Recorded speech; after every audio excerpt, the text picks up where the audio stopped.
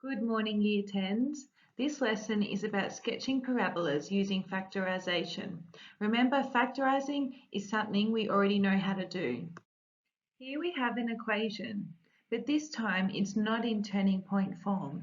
So I wonder, how could we find out the key features like the x and the y intercepts? Well, I'm going to show you. To sketch a quadratic in this form, we first find the y-intercept, and we do this by letting x equal 0, much the same as we did yesterday. Then to find the x-intercepts, I let y equal 0, then I need to factorise. So remember, that's finding two numbers that multiply to the end and add to the middle, put them in the brackets, and then I use the null factor law.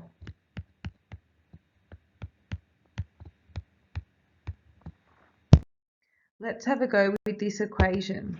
So to find the x-intercepts, I let y equal 0.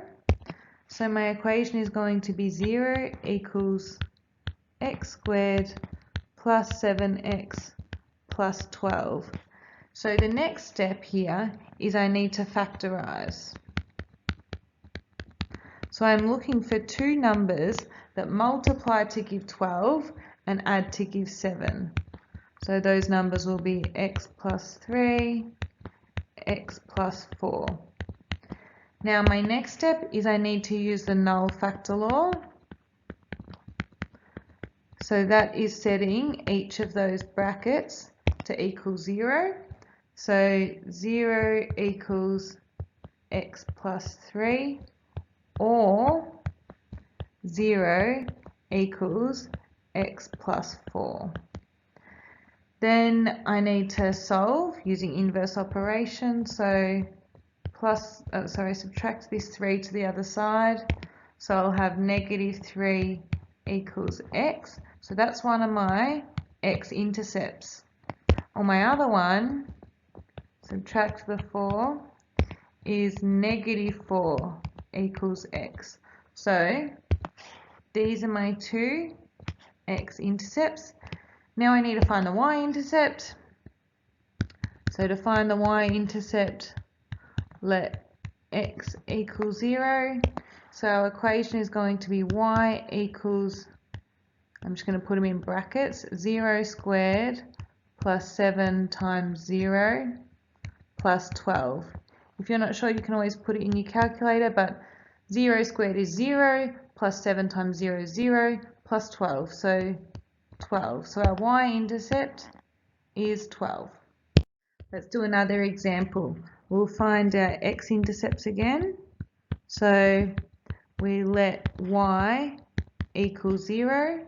So our equation is going to be 0 equals x squared minus 2x minus 8. Now I factorise.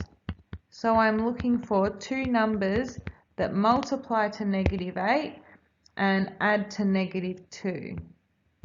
So my brackets will be x minus 6, x plus 4. Then I use my null factor law. So I set each each bracket to 0. So 0 equals x minus 6, or 0 equals x plus 4. Now I can solve using inverse operation. So the opposite of subtract 6, I'm going to plus this 6. So x equals 6, or I'm going to subtract 4, x equals negative 4. So they're my two x-intercepts. Then my y-intercept, I let x equal 0. So I'll have y equals 0 squared minus 2 times 0 minus 8. 0 squared is 0, minus 2 times 0 is 0, minus 8, so negative 8. So that's my y-intercept there. With this last one, let's try actually sketching it. So we'll first find our intercepts. So let y equals 0. So we'll have 0 equals x squared minus 8x plus 15. Then I need to factorise. So I'm looking for two numbers that multiply to positive 15 but add to negative 8. So they're going to both be negatives here. Then I use the null factor law, so set each equation to 0, each bracket, x minus 3, or 0 equals x minus 5. Then solve x equals 3, or x equals 5. So they're my two x-intercepts. Quickly find the y-intercept. So I let x equal 0. So I'll have y equals 0 squared minus 8 times 0 plus 15, which just equals 15. So let's try putting this onto an equation, a graph, sorry. So we've got our x-intercepts, one's at 3 and one's at 5. And our y-intercept is all the way up here at 15. Then I'm just going to, in one smooth motion, join these dots like so.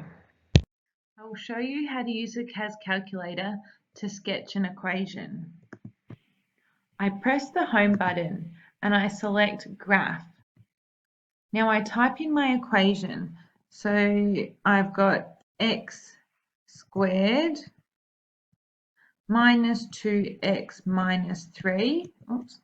Then I press enter and it graphs it for me. Now to find those key points like the intercepts, I click menu, trace, graph trace.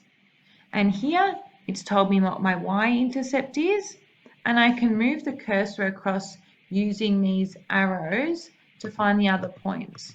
So here is my x-intercept at -1 and move it, and that's told me my turning point as well. And there's my other x-intercept at 3. So these are the instructions written out there.